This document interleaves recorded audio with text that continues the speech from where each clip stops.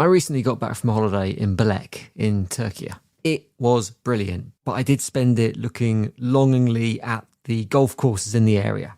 In reality, if I'd taken my clubs, I probably would have come back from that family holiday single. It's a brilliant place, stunning beaches, 5-star hospitality in some of the best hotels on earth. But for me, just getting out on those courses would have been the icing on the cake. Search Turkey on TripAdvisor now to book your ultimate golf holiday in the Turkish Riviera. Are all batteries the same? That's like asking if all soccer players are the same. Take Messi, the most decorated player ever. Is there any other player who has achieved that? No, just him. Now take Duracell. Is there any other battery with power boost ingredients inside? No, just Duracell. Remember, goats only trust goats because they're built different. And Messi only trusts Duracell. When you need to build up your team to handle the growing chaos at work, use Indeed Sponsored Jobs. It gives your job post the boost it needs to be seen and helps reach people with the right skills, certifications, and more. Spend less time searching and more time actually interviewing candidates who check all your boxes. Listeners of this show will get a $75 sponsored job credit at Indeed.com/podcast. That's Indeed.com/podcast. Terms and conditions apply. Need a hiring hero? This is a job for Indeed Sponsored Jobs. Ladies and gentlemen, welcome to Achtung Millwall.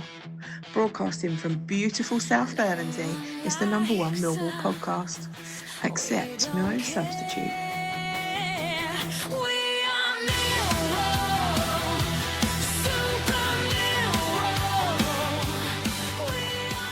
Hello dear listeners, welcome to another in our Listed Lions Summertime series.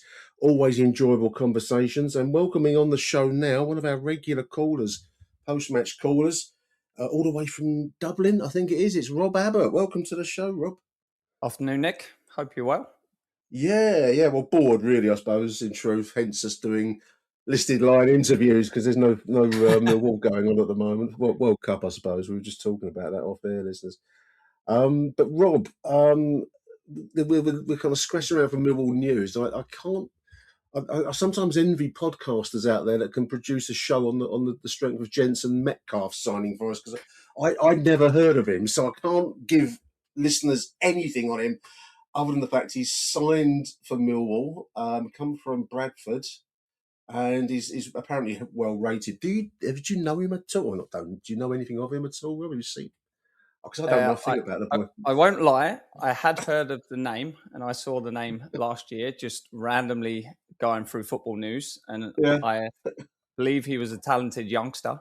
But apart from that, I can't tell you much else about him. But yeah, I think it's just following the way we're run now, isn't it? We're looking for talented youngsters. The model, 21-year-old, played 43 games last year, I believe. So obviously, touch wood, he doesn't. Touch wood, he doesn't get injured as soon as he comes into us, and he'll be available and be a big asset. That's a big if, mate. The one thing I would take from it, we do need a centre midfielder, because it's obviously Bannon's probably going to be off. Smallbone, I'm not sure if he's going to come back. I hope he does, but yeah, the big thing for Millwall fans, I think this signing would say is Billy gone? Well, that was what I was gonna speculate on, really, because it does seem to raise a question. I mean, the likes of Danny Kelly, who we've always kind of hovered in the wings and without ever really appearing. I mean, it's always good to strengthen. Let's say that. So, I mean, if the boys come in, he's well rated, and clearly, as we've said, the model is that we sign talented unknowns and we polish them and sell them on. We're seeing it constantly. So it's clearly part and parcel of that. What it does for Billy Mitchell's. In fact, I was just looking before this conversation. There's a reply on YouTube from Shell God. I think they're in Spain, Shell God, saying how Billy Mitchell was an underrated player at the Den, and how I think he says he's taken for granted a little bit. It divides opinion, Billy, a little bit. I like Billy personally. I will be sorry to see him move on, but I suppose if he can't claim or if he's not going to be seen as the regular go-to to start, and these kinds of signings undermine that a little bit, Rob, then he's got to look after his own interest, Billy, isn't he? Move on if that's what it comes to. I 100% agree. you've got to look after your own interests. And yeah, I'm a big fan of Billy Mitchell. And he will be a loss if he eventually goes. And yeah, we will need replacing him. I suppose. Let's see what happens. Yeah, I'm just thinking aloud, really. I mean, the big problem last season and for some time, really, Rob, is not enough goals. We haven't scored enough goals, and that comes down to the forward line, but also the midfield. And Billy doesn't score many goals. So, whether this kid Metcalf, Jensen Metcalf, is a great name, listeners. It sounds like he should be driving Formula One or something, doesn't it? Whether he scores goals, I don't know. But certainly that's an area that we've got to improve on. So, anything that does take us forward in that direction has got to be a good thing. Looking at the club's X feed, they've got this winner signed Jensen Metcalf shirt. He signed a shirt already. You can win it. I suppose it'd be good if he does turn out to be the next superstar. So then you've got an early signed shirt from him. But there we are. The other news is Millwall announcing their tour to Spain. Any interest in going to it? Yeah. I've never been out. Well, I've been to Spain, but never been to the football, part of it. I don't know. I probably won't get out there. I'm not going to be, up front. A lot of people do go. A lot of people enjoy it. I think it's in Alicante or one of the suburbs, a sports park in the suburbs of Alicante, I believe. Yep. And I saw we're playing Andorra, FC Andorra, yep, and a local Spanish side whose name escapes me. In fact, whilst I'm talking to you, I was half a professional. I'll be having it on screen. When Andorra are in the Andorra and Eldense, CD Eldense. I don't know that side either. It must be one of the local clubs. Yep. But no, good luck to everyone that goes out there. I mean, it's I suppose it's part holiday, part training routine, really, Rob, isn't it? I mean, it's be a chance to get the team to start to gel again after the kind of trauma of the playoffs. In the warm weather and all that kind of thing. Yeah, I think it's a good opportunity for Alex Neil and the management team to just get everyone back and bond, and obviously prepare for the season, the start of the preparations, but have some time together away from the pitch, because I see our games are Tuesday morning and Friday night, so they'll probably go out. Yeah. They'll probably go out there on the Saturday or the Sunday and stay for a good 10 days, I imagine. Tuesday the 14th of July, anyone that's interested in going out there, 11 a.m. kick-off at the sports Pinatar, yeah. It's quite a small text I've got. And then the other one is at Estadio Nueva Perico Amat. I don't know that venue. But so that's on second game's on Friday at 6:30 kick-off. And as you say, they'll probably fly home after that. Andorra are owned by Gerard Piqué, if you didn't know that. And they're in the second division. Oh, yeah, Gerard Piqué is their owner. Okay. I didn't know that. You've come prepped on this show, Rob. That's professional level stuff. I didn't know that. I couldn't tell you about the second opposition. No, Eldense, not heard of them at all. It's unusual when I've not heard of a club at all. I mean, I don't follow Spanish football particularly, but you tend to know some of the main names, but I don't know that outfit at it's all. Very Spanish football is very regionalised after the top two leagues. Yeah, I think they have about. Well, it's a big country. It's actually a big place, isn't it? So travel would be, and the crowds beyond the top tiers they get quite low quite quickly. So yes, yeah. Teams have to keep it local. It's like non-league football here almost. But yeah, there we are. Welcome to the show, Rob Abbott. You are our listed lion. Welcome to the show. Thanks for doing this. I do appreciate it. Just to introduce you, maybe introduce yourself, Rob. Name, age, and occupation such as you wish to disclose. And I don't mind if you're very, very vague about it. Name's Rob Abbott. I'm 44 years old, and I work in a secondary school in Dublin. I'm a special needs assistant, which I think they are classroom assistants within England, and I'm also a sports coach within the school, mainly coaching hockey and cricket. Okay, right. Well, we wouldn't have expected that in the Irish situation, but there we are. Great stuff. I work in. I suppose Ireland are coming power in cricket, aren't they? Especially one day format. I think, I think Irish cricket is. Yes, there's some talented Irish players, but we rely a lot on can we get some Australians or South Africans that have the Irish passports to supplement the national team. Not too sure the test arena. Not too sure the test arena is going well for Ireland, but they don't play enough games, and they don't have a first class 4-day game at all. So the only first class cricket actually in Ireland at the moment is 50 overs or T20s, and that's about 8 or 10 games a year. But I grew up in London, so obviously cricket was one of my main passions as a kid. I no longer play it, but still coach it and enjoy it. Fantastic. Well, you're a Millwall fan. How do you come to be a Millwall supporter? I think maybe the London comment you just mentioned there gives us a clue, Robert. What was your first Millwall game, and how do you come to be a Millwall fan in that case? Whichever way around you want to approach it. So, like the majority of us, it's in the family. My mum and dad were both born and brought up in New Cross. They were both born in their houses in New Cross. I was born in Guy's Hospital in London Bridge. The same. We're brothers. I'm the same. So I think the first 2.5 years of my life, I was living in New Cross, and then my mum and dad moved out to Sidcup, where I grew up and went to school and secondary school. So look, it's just my dad's a Millwall fan, my granddad's a Millwall fan, my mum's side of the family were Millwall fans. So yeah. You had no choice in the matter there, Rob, did you? I mean, can you remember your first game at the Den, or what was the first game you were aware of? Might be a better way to put it. I don't remember my first game. My dad doesn't even remember what my first game was. He thinks it was in the 86-87 season.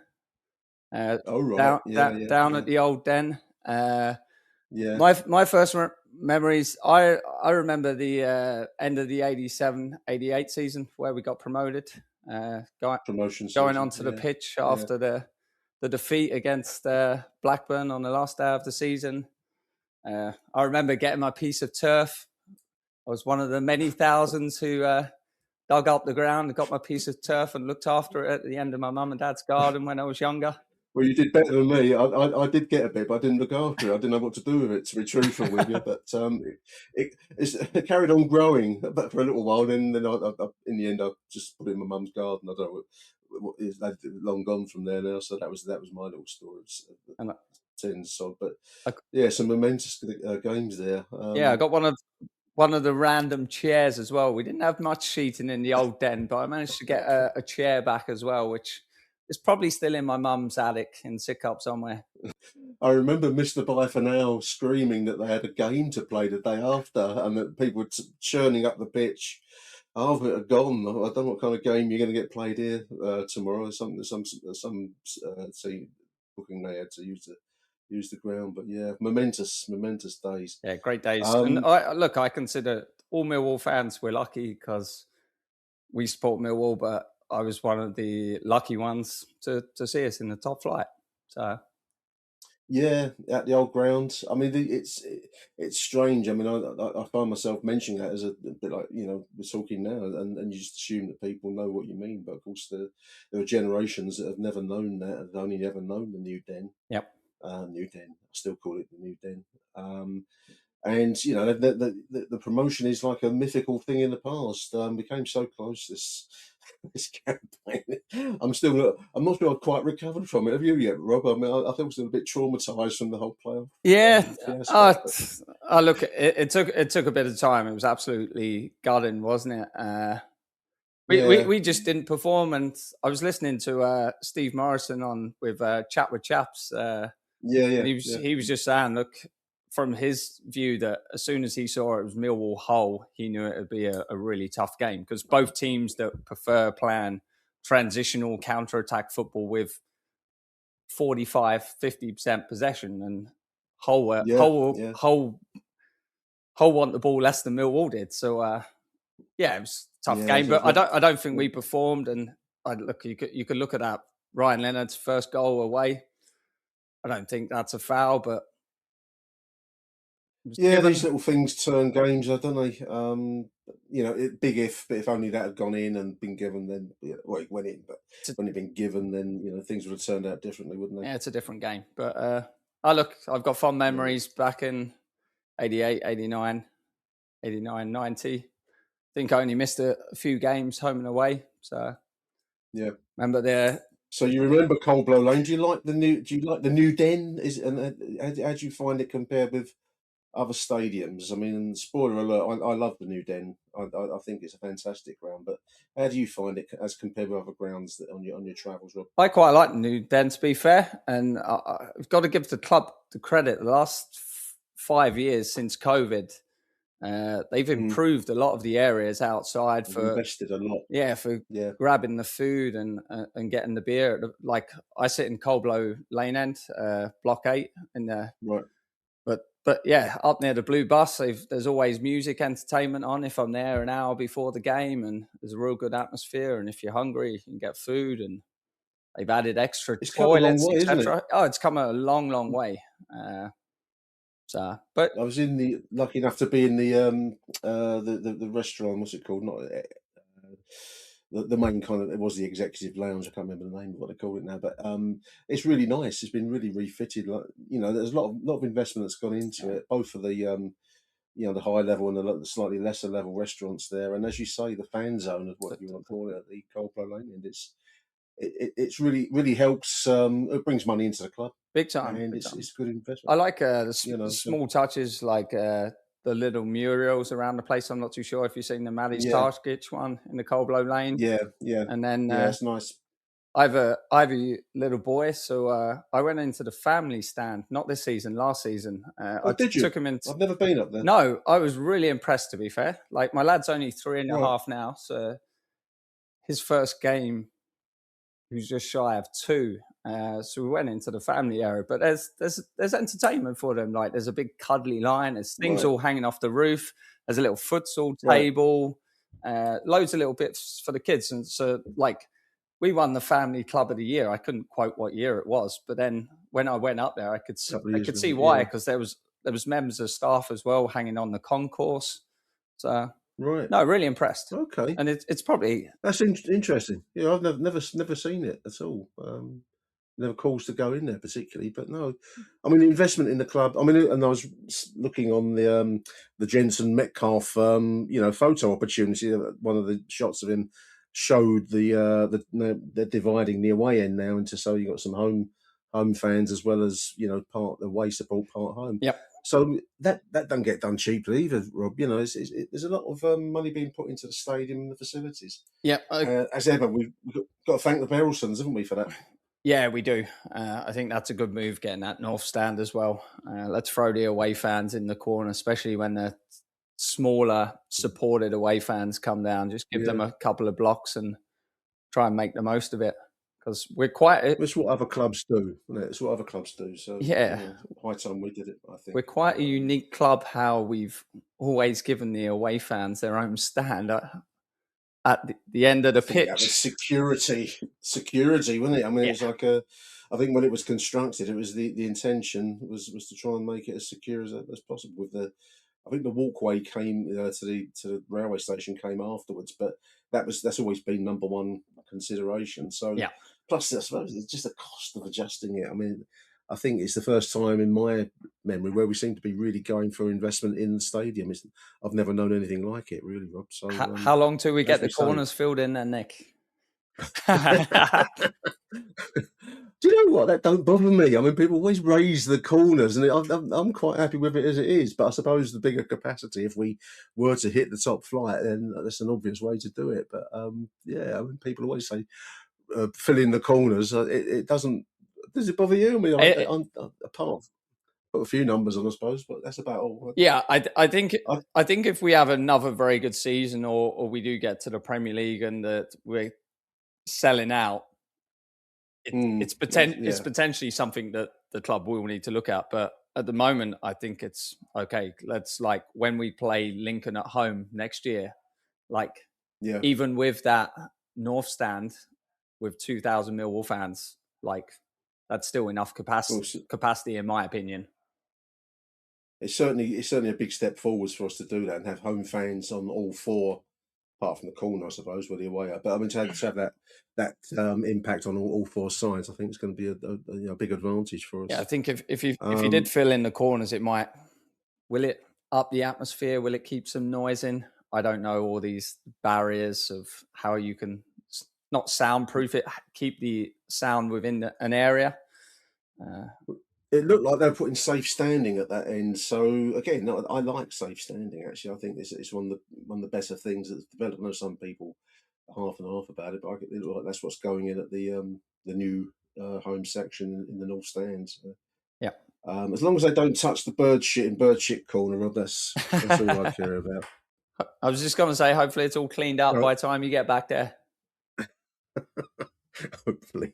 That was one of my last ever contacts with Steve Kavanagh was about bird shit, listeners. It's a strange way to sign off your contact with somebody, isn't it? Getting some bird shit cleaned off my seat. Anyway, that's If your business runs on 5 different apps, 12 browser tabs, and one spreadsheet that everyone's afraid to touch, it's probably time for Odoo. Odoo is an all-in-one business management software that connects every part of your business into one powerful, easy-to-use platform. So instead of wasting time switching between disconnected systems, your entire business works together in real time. Your team moves faster, your data stays accurate, and you can actually focus on growing your business. Let one unified system run your entire business. From the first opportunity to the final payment, everything works together in one place. Whether you're a small business or managing a large operation, Odoo gives you one flexible platform built to grow with you. Learn more at odoo.com. That's ODOO.com.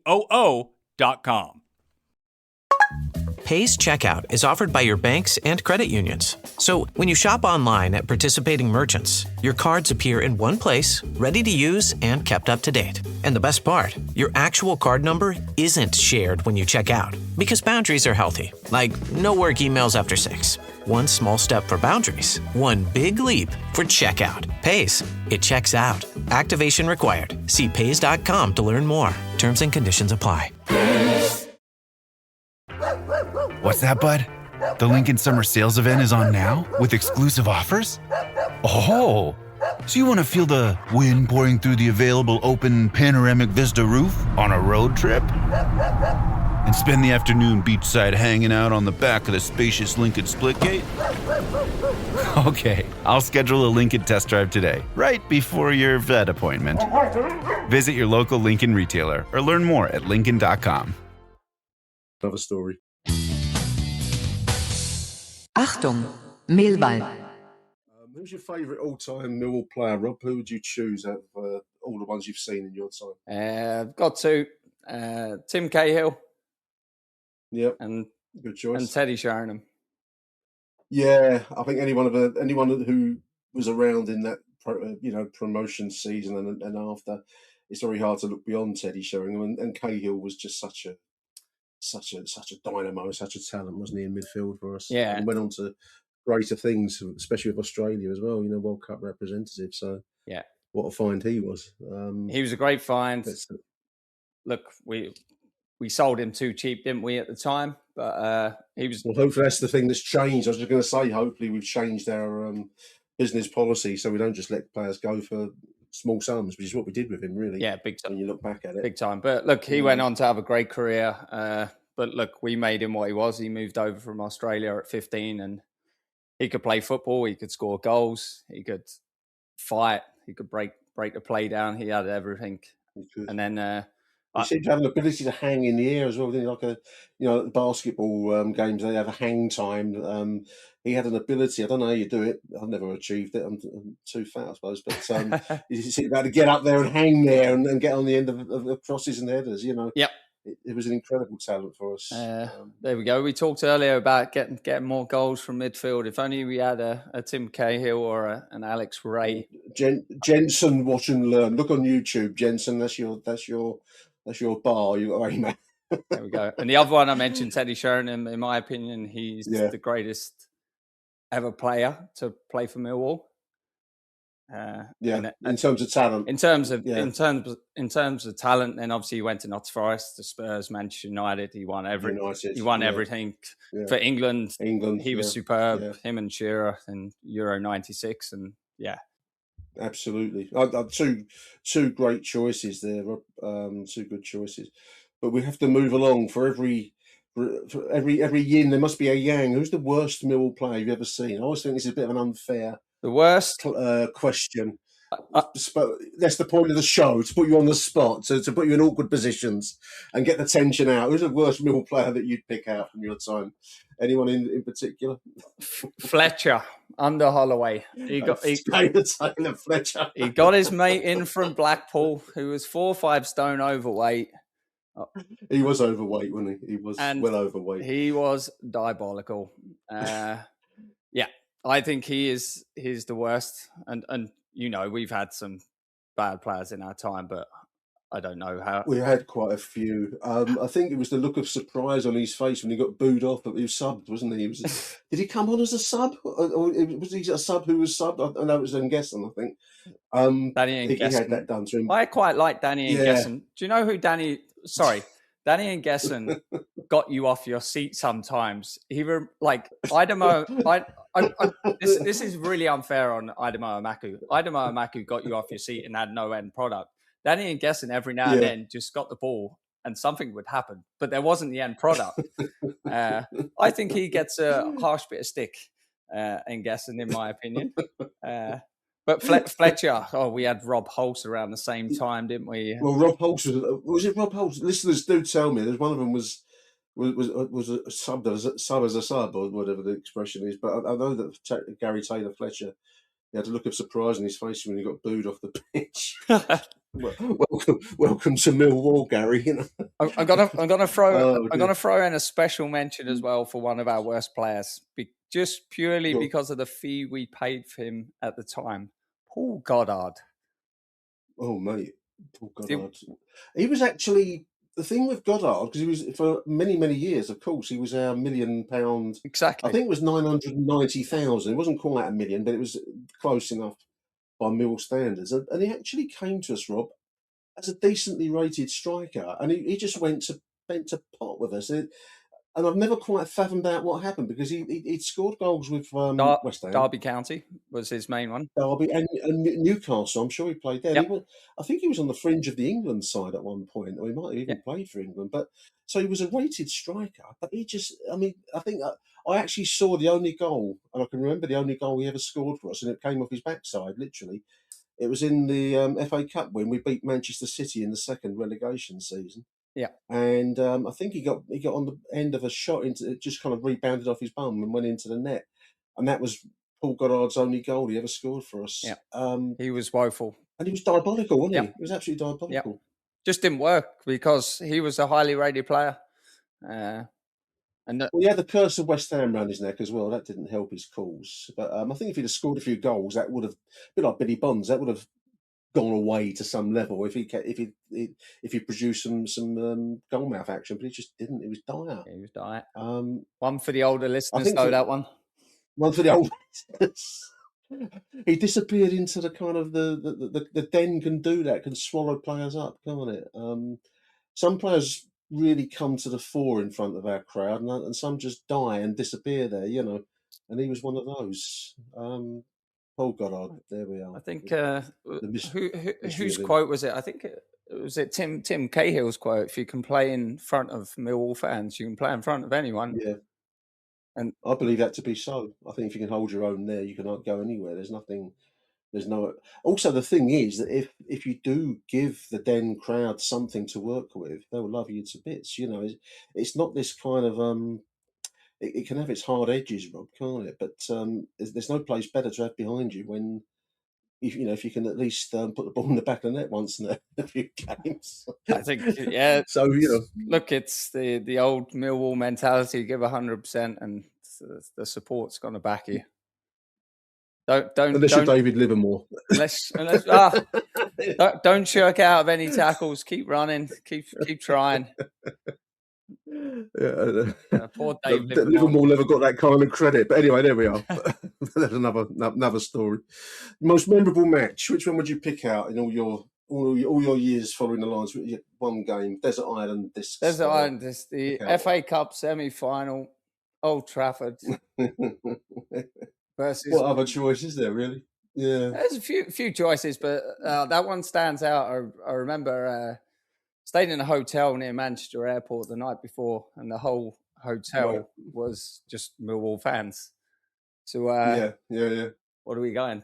2004, so 22 years ago. I was a youngster. I liked to drink in those days. So it wasn't an early night like now. So I think I was up with my dad and my cousin to 3-4 in the morning. That's when you could do it, Rob. You could have a late one on the drink and then get up next day and go to the football. I wouldn't want to do that now. You know, I'd be dead. Oh, I can't do it now. But in those days, that was just an amazing evening in the hotel. And then I remember.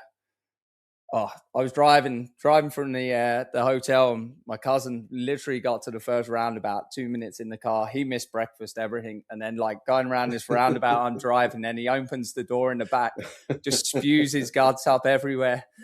As you do. As you do. He's a few years older than me, so he was young at the time. But then just everything around Old Trafford was just like, the app. Oh, it was surreal. Yeah, it was surreal that we had got into the cup final, because I generally would never imagined I would ever see such a thing as a Millwall fan. You know, I'm going back to the 70s when we were down on our haunches, and the idea that you'd get into a cup final the FA Cup final was, you know, you'd taken drugs. But as a mate texted me at the time, said we were actually in Europe as well, going to the UEFA Cup. What? Yeah. It was like a dream, you know. How can that be possible? But of course, United were already in the Champions League, I think. So we qualified no matter what happened. They changed that after that. The Millwall rule, wasn't it? So they couldn't do it anymore. They did, yeah. Look, the cup final was a special day as well. Like, if only we held out to half time, you never know. But that goal just before half time just killed it all. There was a few moments in the cup final. I think I've mentioned before, but I'll say it again because it's good. I went with my ex's, took her son to the game, so I remember getting to 42 minutes, and I remember turning around to him and said, "I'll tell you what, James, if we can get through to half time, 0-0, we're in a bit of a shout." And just as that happened, then went Ronaldo and scored the first goal. And as he was running away, a bloke tried to get on and chin him, and he was actually the rugby club stewards along the side. Yeah. They must have anticipated what might happen, because Cristiano Ronaldo peeled away, scored a goal, and ran in front of the Millwall crowd. Yep. Doing Ronaldo things, you know, and then this guy tried to get on the pitch to chin him. And I thought, well, what if that steward been like fraction of a second less quick with his rugby tackle, which was brilliantly executed, took his legs. Yeah, that would. I don't think Ronaldo's modelling career would have been helped by a smack on the teeth. Do you see? False teeth or something. Robbie Ryan was getting twisted everywhere. Hey. Yeah, poor old Robbie. That was his last game for us. It was his last game. We were depleted though there in that final. Yeah, but it was. I liked. There we are. Wonderful afternoon. I mean, the crowd noise was fantastic. You still read accounts of it online, can't you? The atmosphere that we produced that day. Yeah. Wonderful day. But the semi-final anyway is my greatest game. Good choice. I mean, I don't know if it's any different. Your favourite Millwall moment, if different to the above. I mean, sometimes you can distinguish between the two. Any other moments that occur to you, if not the semi-final, Rob? Anfield 1988 was one. Yeah, Paul Stevenson. Paul Stevenson. That was some atmosphere up there one day, and one of the mascot that day was one of my school friends at the time's older brother. Okay. Yeah, that's one that will stick in memory. And my other one is probably Riley, who is my son, his first game. Right. Okay, on a personal level. Yeah. When was it? Millwall versus Cardiff, April 24. We won 3-1. Obafemi scored, Savage scored. I can't remember off the top of my head, but we won. I'd have to look that one up. Yeah, we won 3-1. From a personal level, taking my son to his first game, and my dad was there as well. So all three of us. Nice one. I actually thought last season had some fantastic moments. Whether you put it in the kind of the pantheon of all-time greats or not, probably not. But you know, some of the goal that Caleb Taylor scored against West Brom, the last minute winner by Tristan against that was against Southampton, was it? The Southampton, yeah. Yeah, and you know, there was some of the away wins where we've ground out results, going to Bristol and it all kicked off at the end of the full time whistle. I think we've had some really nice moments. I mean, that's really what you know, that's what defines football for me. These kind of immense moments, you know, that it's a drama of your everyday life, really, isn't it? It brings some buzz and electricity into otherwise humdrum days, you know. Oh, totally. Who's your I was just going to add on the moments last year. Sorry, QPR away. First time I actually said hello to you and met you in person.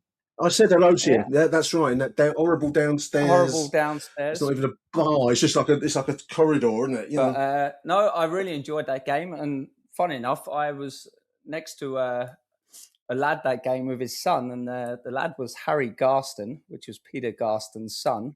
Oh, Peter's boy. Yeah, subsequently, me and Harry text each other a lot and always meet up to say hello. Okay. So, look, it's amazing following Millwall. Like the away games, everyone chats with everyone, and well, you get to know the same faces and the same people, even if you don't necessarily know their names. You get this kind of routine of people that you just come across, and you know, guys, when I sit, I don't know their names, a lot of them, but you just kind of know them every couple of weeks that you're there at the just gym, nod the head, don't you? Say a little hello, etc. And obviously, it's the nearest thing I've got to a social life, Rob. You know. And obviously, I'm based in Ireland, so I made 18 games this year. I'd say on average, I'm probably made 10 games a year, but this year there was a bit more because at the end of the year, I think I made 7 of the last 8. Don't think I was in the. Well, I don't think I was in the wife's. I was going to raise that at the end. Is she happy that you get away so much, or is it not so good? I think she was. Oh, it's a brilliant achievement coming over from Ireland. I mean, you know, on a regular basis. I just think it's a measure of the support that football generates, and Millwall particularly. Yeah, no, and I look Dublin. It's quite funny. Like, I would support your local club. It's who I do. It's my family. And it's amazing if you're in Dublin Airport on a Saturday morning from 5:30 to 7:30, the place is packed with football fans. Let's just say there's not many Millwall fans in there, but I just wish all these Irish Manchester United fans, Liverpool fans, Newcastle, Leeds just went and supported their local club. Then obviously Irish football would be in a complete different position. But then when I chat with older Irish people here that are big into football, they blame Match of the Day for the downfall of Irish football, the start of Match of the Day. Because if you look at Irish attendances in the 50s and the 60s for the league, they were huge. It fell away, I guess. They were huge. And then Match of the Day started being broadcasted on Irish TV, and everyone got into supporting English clubs. Well, it's a funny thing because I remember when I first started going in the 70s, I was always amazed that we had commanded a support in Scandinavia. And I think it's for similar reasons. You know, that Scandinavian football probably would be stronger than it is if people support their local clubs. But a lot of them follow English football out there because, again, the same thing of, you know, the broadcast then of live TV back in the 70s, but Match of the Day and so on. So I suppose it has that kind of dominating impact, isn't it, on other nations nearby? But, big time. Yeah, no, I think it's brilliant that you to come over from Ireland. I take every time you send me a post-match voice note, I always think, wow, you know, that's some achievement. So I take my hat off. Thanks very much. Yeah, no, 18 games, and then I watch every game. I watch 95% of the game on the stream, etc. So yeah. But let's just say when we lost a hole, my wife was delighted because I still remember Saturday the 23rd of May, which is her birthday. Oh, you're not kind. You're not going to catch any playoff football then, no. Not now. What do you want? What do you want to do, Ema? It's like, okay, I'll spend the day with you. So she's been to a few games. She's had a few Millwall experiences over the years. My wife. Does she enjoy it? Does she like coming over to? I banned her initially because I think the first 4 games she ever come to, we lost them all. But she's had some adventures. Bad luck. Yeah, she's been to like Reading away she would come to Barnsley away. Romantic weekend in Reading. Romantic weekend in Reading when Shane Long was playing for them. Yeah. And then Barnsley away. There was my dad. My dad's friend arrived on a train, and me and my wife were already there because we flew into Leeds and got there a bit earlier. And my dad and my dad's mate got off the train and come out, and they're like, "Are you Millwall fans?" It's like, "Yeah." It's like, "And we're going to escort you up to the away pub, which is the sports club behind." It's just like, it's two lads that are 60, and me and my wife is like, not too sure we're going to run off and do anything here. Dangerous little firms just arrived. So my wife was just like, "What's this about?" It's like, don't ask. So, welcome to my world. Yeah. That'd be my reply. You think I do this for pleasure? You know what it's like. So, oh dear. Who's your favourite current player in the side? I mean, one or two obvious possibilities, I suppose. Who would you go for in the current squad, such as we know it to be at the moment? My favourite player, I liked him from day one. He's had an unbelievable season. Is Kamil Negley. Yeah, I liked him. Yeah, I thought real touch of class about him. Yeah, and when he first come in, when we played Leeds away in the cup, he was on a different level. And Femi got the plaudits that day for the goals. But if you ever get a chance to watch back the game, Negley was absolutely superb. A lot of our fans didn't take to him at the start, did they? And to be fair, he did start this season quite slowly. I think it took him a while to get with the physicality. I think he's coming from Dutch football, isn't he? Lower level Dutch football. It's a different game in the Championship, Rob. You know, it's a harder, faster game. Yeah, but I think he's our best footballer at the club, even with Femi as he's there. Technically, being adaptable and being able to play in all different positions. I think he's superb. And I think next year I'll be hoping he scores more goals and gets more assists to his game. That's the one thing he needs to improve, which I think they come because he's good enough.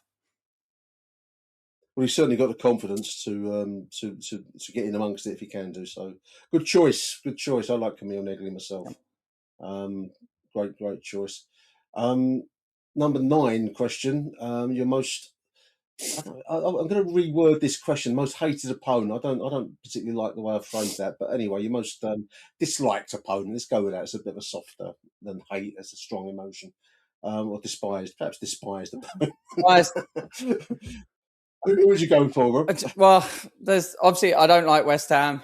I grew up obviously going back to the 80s. We were in the same league with them a lot, so obviously I don't like West Ham. That's understandable. That comes with the territory.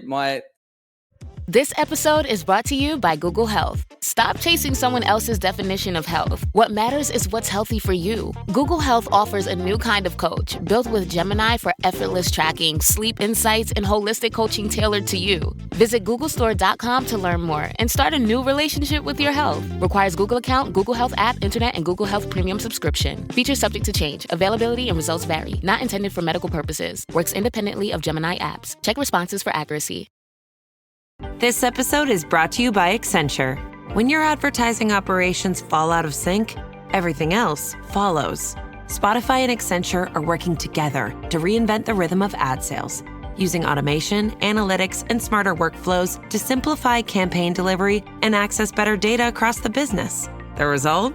Less time spent on operations, more time connecting brands with the moments and fandoms that matter most. Learn more at accenture.com/Spotify. Hey, it's Bill from the Bill Simmons podcast. FIFA World Cup 26 fans, listen up. As the official beer sponsor of the FIFA World Cup 26, Michelob Ultra is giving away $1 million worth of FIFA World Cup 26 tickets and prizes. Enter now at MichelobUltra.com/superior access/FIFA World Cup 26. Michelob Ultra FIFA World Cup 26 superior access. No purchase necessary. Open U.S. residents 21 plus begins on December 1st, 2025. Ends on July 31st, 2026. Multiple entry periods. Visit www.MichelobUltra.com/superior access/FIFA World Cup 26 for free entry deadlines, prizes, and details. Current one I despise, and we only started playing them this year, is Wrexham. We have Hollywood. Yeah, Hollywood FC. I can't stand them. I've never watched a documentary, but again, living in Ireland, 3 or 4 lads that were Man U fans are now suddenly turned into Wrexham fans. I was just like, oh gosh, yeah, get a grip, get a grip. I just can't stand Wrexham. I hope they spend millions this summer and go nowhere again. Well, that's good, because one thing that I remember with one of my previous girlfriends who the Millwall hate, and by the time you actually get through the obvious, it's pretty much everyone, whoever we're playing. And then, because you can go on for ages. Portsmouth. There's always a bit of a needle with Portsmouth. Yep. There's Stoke. Needle with Stoke, and it just goes on and on and on and on. And I think that's the beauty of the club. So I like the fact that you've chosen Wrexham, because they're not obvious. No, and not an obvious side to pick out. So I like that. Yeah, and it's only come into fruition this year when we've played them. But going back 2-3 years since this documentary come out, like I said, I've never watched it, but I hear from people in Ireland, colleagues and people I play sports with. So I'm Wrexham fan now. It's like, oh, fuck off. Like, I kind of hate this whole TV behind, because it's not really behind the scenes. They edit it to suit the needs of television and also the PR of the club. Exactly. The whole Pep Guardiola documentary, they cut whenever there's anything really worth watching or that puts them in a bad light. So it's just, I don't know, concoction for televisions. And yeah, but there we are. Wrexham, good choice. So now we come to our final question on our Millwall version of Desert Island Discs, Rob, and that's your best ever Millwall 11. You've got a chance to put together your best.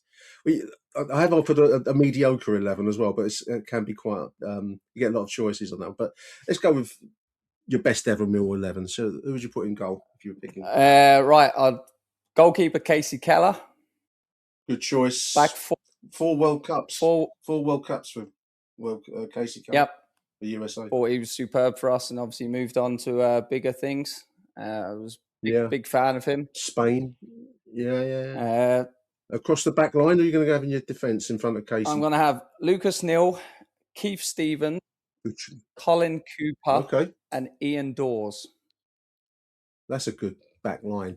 Cooper was a great centre half, and we mentioned him before, and he's still very highly thought of. He was at Middlesbrough when we played there in the towards the end of the season, and it's a rare player that gets applause from all sides. Obviously, he's a Middlesbrough legend, but also very, very well thought of at the Den still. So. He was a ball player centre back ahead of his time for us, wasn't he? Very, very comfortable. Could hit a good free kick, Rob. Could hit a good free kick. Could spray the ball 50 yards, no problems. Yeah. Keith Stevens, obviously a Millwall legend. I put him in centre back in my team. I know, obviously, he started earlier in his career at right back when we got promotion, etc. Ian Dawes, I'd play him left back, even though he was right-footed. Right-footed left back. And who was your other defender you had in that line? Lucas Neal. Lucas Neal, what a player he was. He was a good player, really good player. Again, highly skilled and adaptable. And went on to Blackburn.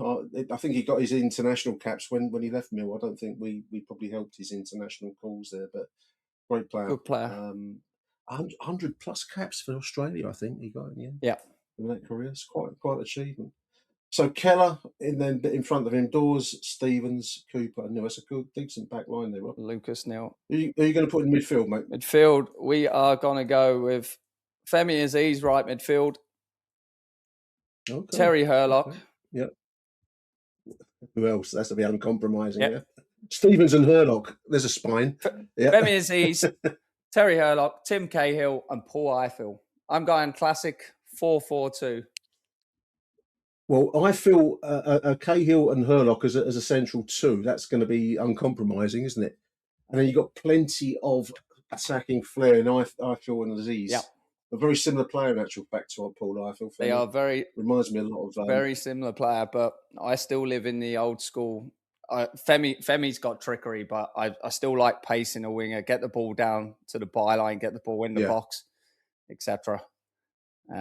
I'm pleased to see you're going to go for a 4-4-2 as well, old school here, Rob. Yeah, but then again, my strike partnership, Sheringham and Harris. Sheringham, that's a goal scoring partnership. Wow. two of Mill's greatest. Yes. Plenty of goals in this team, I believe. That'll be some side. Keller, Dawes, Stevens, Cooper, Neal. Neal's a good goal scorer as well. He was. Aziz, Hurlock, Cahill, Paul Eiffel, and Sheringham and Harris up front. That's a fantastic 11. Do you want some of my subs? Yeah, we've got a bench. Got a bench. Brian Horn, sub goalkeeper. Okay, good choice. Yeah. Jake Cooper. Okay. Ben Thatcher, sub defenders. Ben Thatcher. I like Ben Thatcher. He was uncompromising. He was uncompromising. Ben Thatcher just gave it all, but he could play as well. Good choice.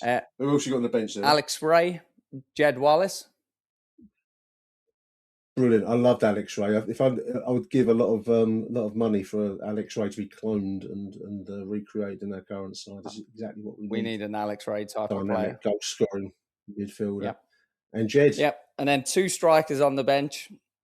Tony Cascarino. Cass, yeah, great choice. And Richard Sadler. An Irish combination on the bench. Sadler was a great player. One of the great tragedies of Millwall was when he had to give up the game, I think. 23 years old. He had to retire. Yeah. But his season, that was the 2001-2002 season, wasn't it? I thought he was one of the best strikers, potentially one of the best strikers I've ever seen. Obviously cut short by injury. Yep. But that is a very, very good best ever 11 there, Rob. Well done, mate. I like the look of that. That's an attacking side. So, attacking side, there's goals all over that team. Don't put Gary Rowett in charge of it, though. No. And who's our manager? John, the Doc is managing that. Johnny Doc. Yeah. I'd like to see Alex Neil given a chance with that 11, wouldn't you? See what he could do. Yeah, we go with the Doc. Alex can be the assistant to start with, but obviously he's taking the throne soon. Great choices. Brilliant stuff. Thank you very much then, Rob. You are our listed lion, mate. Very well done. I hope you enjoyed that little conversation. No, very enjoyable, Nick. I always enjoy doing these. These are always interviews that I enjoy doing, and it's always interesting to just get a bit of not going too deep, but a little bit of the backstory of the people, especially the ones that submit the voicemails. I really appreciate you submitting the voicemails. I enjoy hearing those, and it's great to talk to you today. Listed line Rob Abbott. Thank you very much, mate. Thanks very much, Nick. Enjoy the rest of the summer, and I will chat with you soon. When I was a little boy, I asked my mother, what will I be? Will I be Arsenal? Will I be Spurs? Here's what she said to me. Who do you want to watch?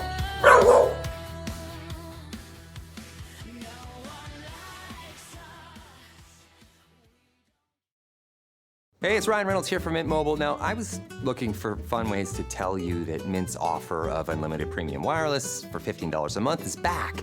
So I thought it would be fun if we made $15 bills. But it turns out that's very illegal. So there goes my big idea for the commercial. Give it a try at mintmobile.com/switch. Upfront payment of $45 for 3 months, $90 for 6 months, or $180 for 12-month plan required. $15 per month equivalent. Taxes and fees extra. Initial plan term only. Greater than 50 gigabytes may slow when network is busy. See terms. Looking for a home that keeps you connected to Silicon Valley without the usual barriers to entry? The Gates in Morgan Hill by City Ventures is a walkable neighborhood near downtown restaurants, outdoor trails, and an easy commute to the Bay Area. It's a small town setting with access to major career hubs. Every home is all electric with buyer-owned solar included. With limited availability, now's the time to take a closer look. Discover your new home at cityventures.com. That's cityventures.com.